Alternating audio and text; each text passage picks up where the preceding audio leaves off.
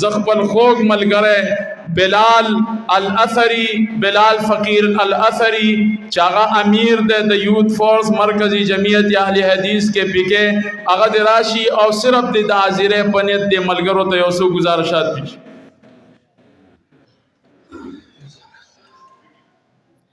السلام علیکم ورحمۃ اللہ وبرکاتہ. الحمد لله رب العالمین والصلاة والسلام على اشرف الانبیاء والمرسلین. اما بعد. محترم د بیان پنیت باندې نه يم راغلی، الله گواه دی، صرف په دې نیت باندې راغلی يم چې دلته حاضري ولګي او د مشایخو نه څه واورم. خو صرف ستاسو په عرض کې او مخې ته به یو خبره کېدم، هغه ده لکه څنګه چې شیخ محترم دا خبره وکړه، دا علما چې لګیا دي کوششونه کوي، والله د دوی خپل ذاتی مفاد دي کې نشته، والله د دوی ذاتی انټرست او داسې ذاتی فائدې دته نه رسیږي، خو صرف زمونږ استاسو اصلاحي غرض دی، د مسلک او د منهج دفاعي غرض دی او د دغې عقیدې دپاره دعوتي غرض دی. زه بیان کول نه غواړم، صرف دا خبره کوم، زما د پرب باندې قسمی چې کوم علما ستاسو په معاشره کې وي او قدر مو دغه علما ونکو، دا علما به الله واخلي ستاسو نه، خو هغه موقع چې الله رب العالمین تاسو ته درکړې وه د خدمت د علماو د عزت د علماو او تاسو ونک، الله رب العالمین بس تاسو نه تپوس کی.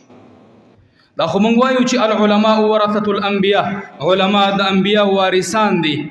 وارث څه ته وایي چې د رسول الله صلی الله علیه وسلم میراث یې اخیستی، د محمد رسول الله میراث څه شی دی؟ قرآن او حدیث دی.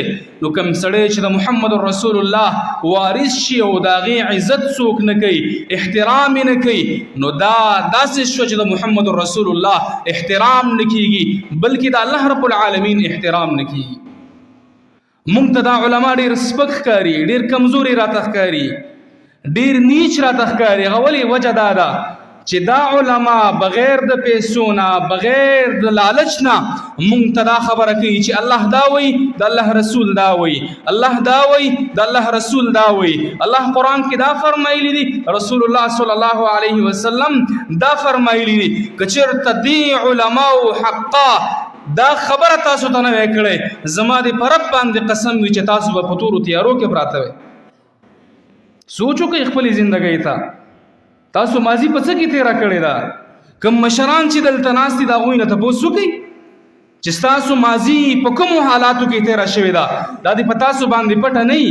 زه خپل مشران ځان ته ودروم، هغې ته ګورم چې د هغوی حالات کوم څه تیر شوي دي، کومه زندګي هغوی تیره کړې ده.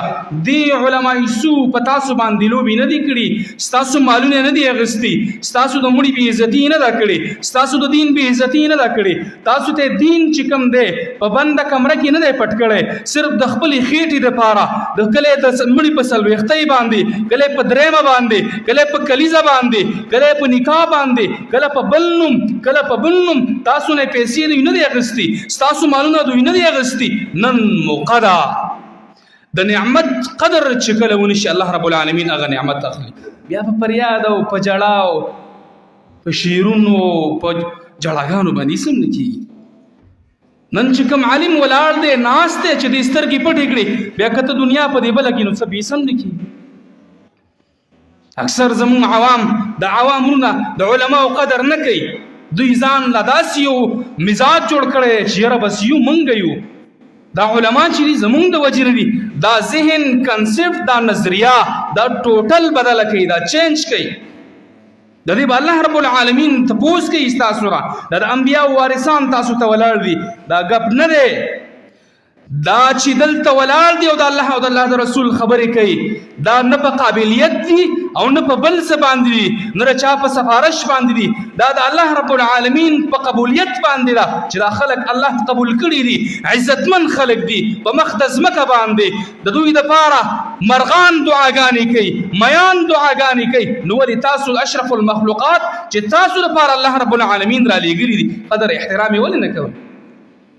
دا کمزوري موږ ټولو کې ده، باید دا کمزوري موږ ځان نه وباسو.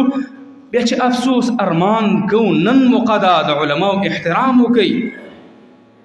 په 15,000 روپۍ باندې والله کې اسم کېږي، زه خپل ځان تاسو ته واخلم زما 10,000 روپۍ د موبایل نه کېږي مړه داسې بل عالم واخله د یو سړي 15 بچي د هغې خاندان وي د هغې ضروریات وي د هغې مړی ژوندی وي راشه درشه وي دعوت ته تګ وي دا خو تاسو ته هسې ګپ ښکاري والله که په دغې 10,000 روپو باندې ته بیا صبر شئ کولی نه شئ کولی دا هم درته نه وایم چې علماو ته پیسې ورکوئ احترام یې وکئ قدر یې وکئ والله چې بړون تندي باندې دوی سره میلاو شي د دوی زړونه غټېږي نو ولې موږ داسې نه کوو احترام به کوو که نه به د زړه نه وعده ده وعده را سره وکړئ د تاکال والا د تاکال والا یو نوم دی د اهل حدیث دي زاړه اهل حدیث دي خپل اهل حدیث توب به ثابتوئ قدر د احترام د علماو به کوئ ډلهبازي خو به نه کوئ که نه چېرې دا زما ملا دی او هغه د بل ملا دی دا به ختم وي انشاءالله که نه ټول به را جمع کېږو د هر عالم قدر احترام به کوئ الله دې اجر درکړي